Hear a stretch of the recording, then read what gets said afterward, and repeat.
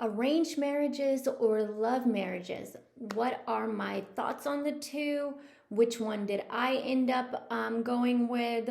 My family? What are the most successful marriages I've seen, and everything in between?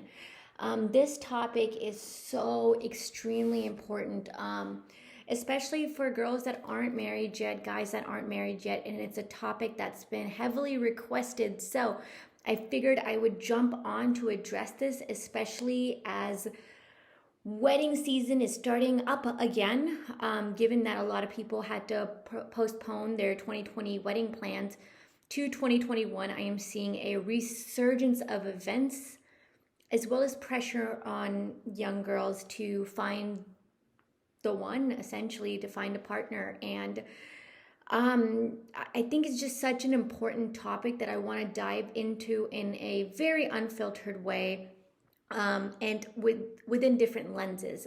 So I'm going to look at it through the lens of, yes, I am born and raised in the US. I'm also from Pakistan, and there's that cultural aspect. And then most importantly, I'm a Muslim.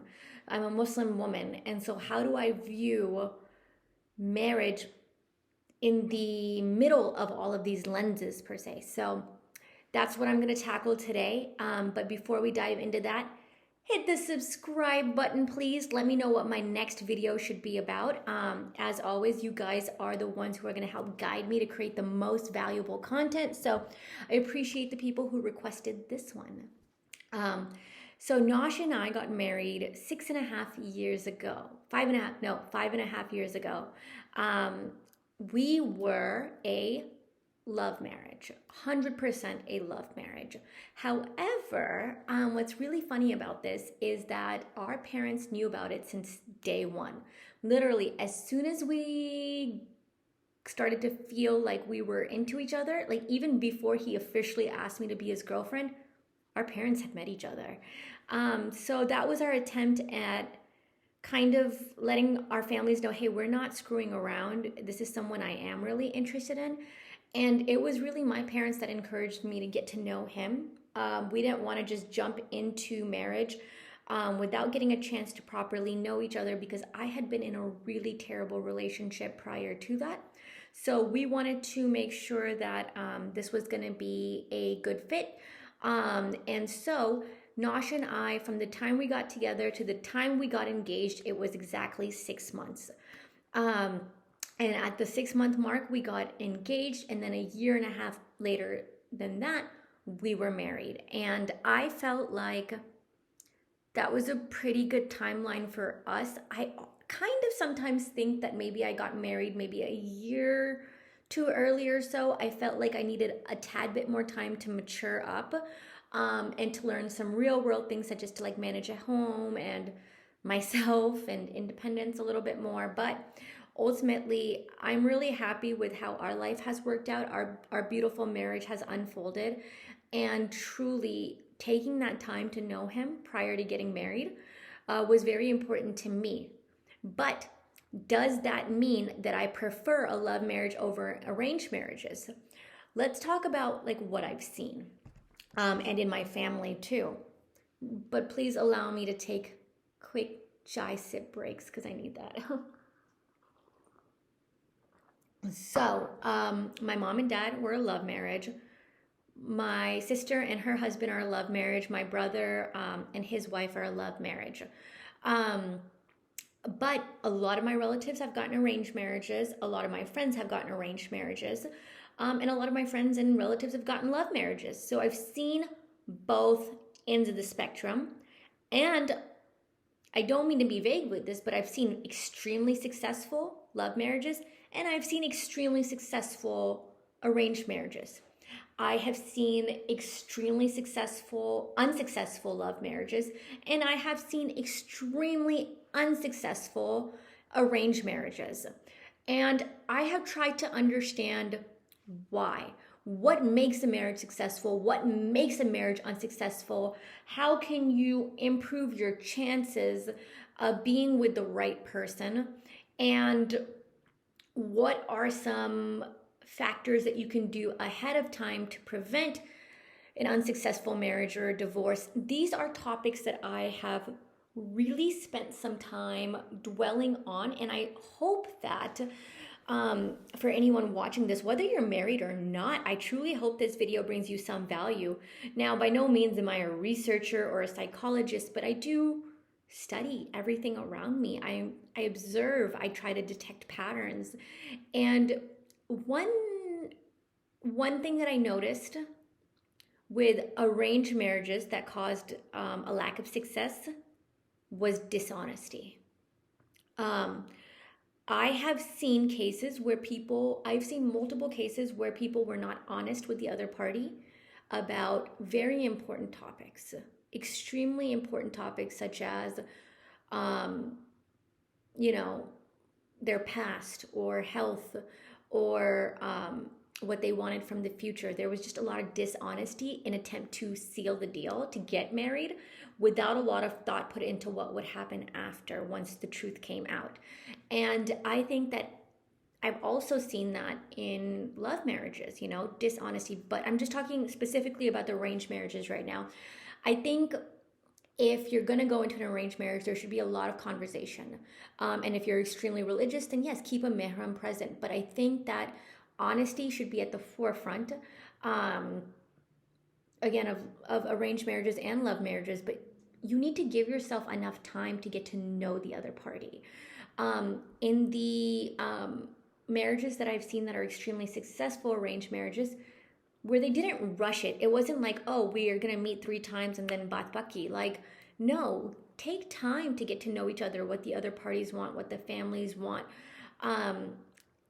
And usually it's this super, like, stupidly superficial, like, list of criteria that people have. Oh, I want a beautiful girl. I want someone who dressed modest, who has light skin, who is a doctor, but doesn't want to work. She just has a medical degree just to look good in society. That kind of bullshit is something that I am totally against. I think you got to get past the superficial and get to truly know the essence of the other person. And again, same applies in love marriage. You really got to get to know the other person. Don't rush.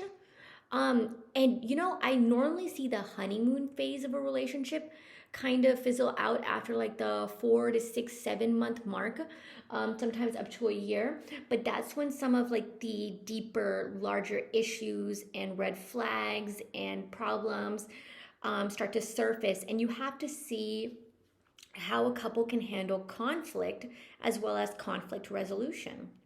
So if you're going to go in arranged marriage, don't rush into it and don't just go based off of superficial criteria.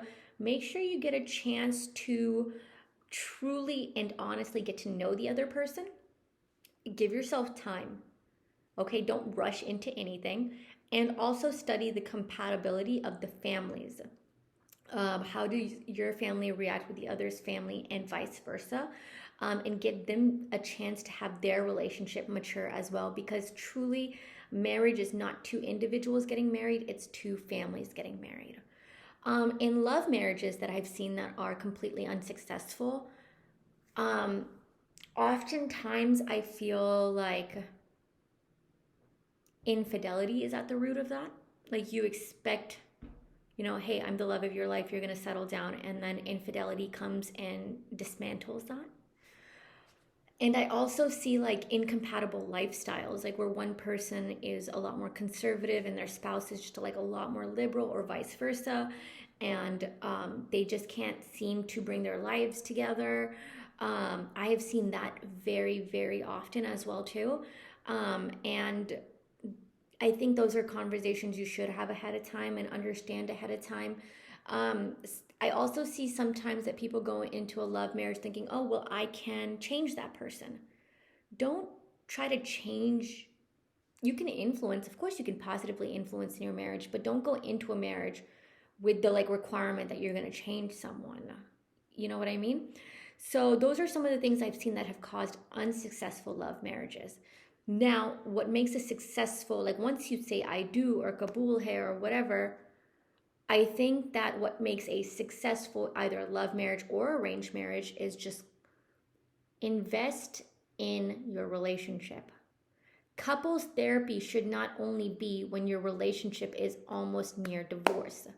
My husband and I regularly do couples therapy. We regularly do couples therapy. And I think that that's very important, even when your relationship is doing phenomenal. Phenomenal. Like, there's been so many times I've told my therapist, like, I am so madly in love with this man, and he'll say the same thing, and it's beautiful. But we're still there to strengthen the foundation, work through different issues, learn about conflict resolution, learn about ourselves, work on ourselves individually so that we can grow as a couple, have important guided conversations in a way where someone can guide us that isn't biased. All of that is extremely important. So invest in your relationship. And I've seen the couples that invest in couples therapy, they do well because they're not giving up just when things get tough. Be proactive. Also keep dating. One of the biggest things that Nosh and I are messing up on is we've gone on significantly less dates ever since Lily's been born, but that relationship between he and I is just as important as my relationship with my daughter or his relationship with his daughter. We have to continue to strengthen the foundation for us because that is the foundation that Lily's going to grow on. So continuing to date your spouse, continuing to ask each other open-ended questions and indulge in conversation, respect of each other. I cannot tell you how many times I've heard women talk so much trash about their husband. And there's one thing, which is to vent, of course, right? Sometimes you just need that as sanitary, like to stay sane, but just regularly making fun of your husband or talking shit. I don't agree with that. And there were times in the beginning of my marriage where I would tease Nosh a lot, and that was just like my way of like flirting with him. But he later sat me down and was like, listen, I don't like when you make fun of me. Like, I don't enjoy it. Like, there's some kinds of jokes that are okay, but there's some that are crossing a line, and we had to learn to appreciate each other's boundaries. One more thing that I think about often when it comes to marriage is just that people give up so easily. Especially now that I have a child.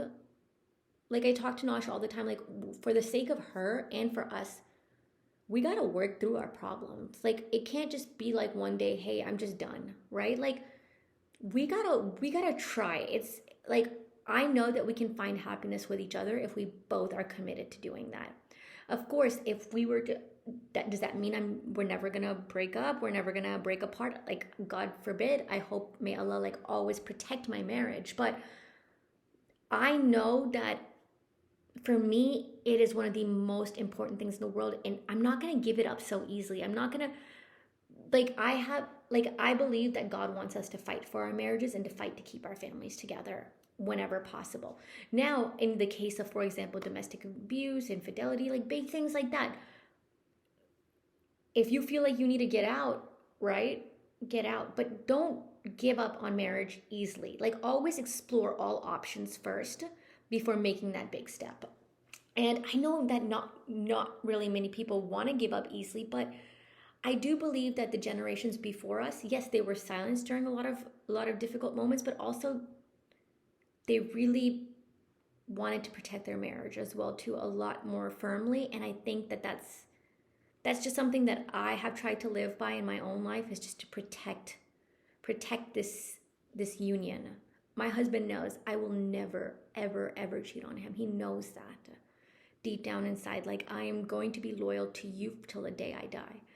And if God forbid he was to pass away first, we've had that conversation. Like, I only want to be married to him. Like, and these are difficult conversations, and you never really know the future, right? You never really know the future. I can just tell you from where I'm at now. These are just some of my unfiltered thoughts on marriage. Again, I've seen beautiful arranged marriages, beautiful love marriages. As long as you don't rush into it, you take time to understand who the other person is, what do they want.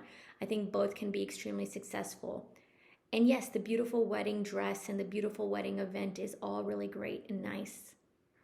But too many people get caught up in that, especially culturally. Like, in our culture, there's so much pressure for marriage. And so all these girls are just going to events and they're like, oh, I want this. And then they sometimes rush in or settle.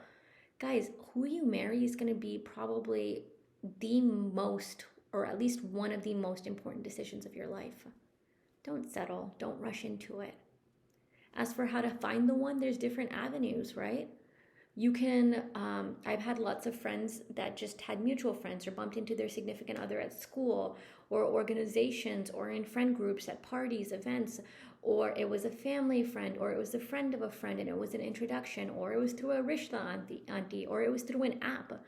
I have seen people successful in finding their match all in different areas. But if you're having a hard time getting married, how do you go about finding someone? Well, one is to just express interest. Let people know, hey, I'm at that point where I'm ready to meet someone. And when you do meet someone, set expectations like, hey, I'm not just looking for like a casual thing. I'm looking for my partner. I'm looking for my life partner. Set expectations early on so that like people who are just trying to waste time don't even get onto your radar. Try different things. Go for classes. Go meet new people. Like, put yourself in situations where you are being adventurous. Work on yourself. Work on loving yourself. Work on being your best self.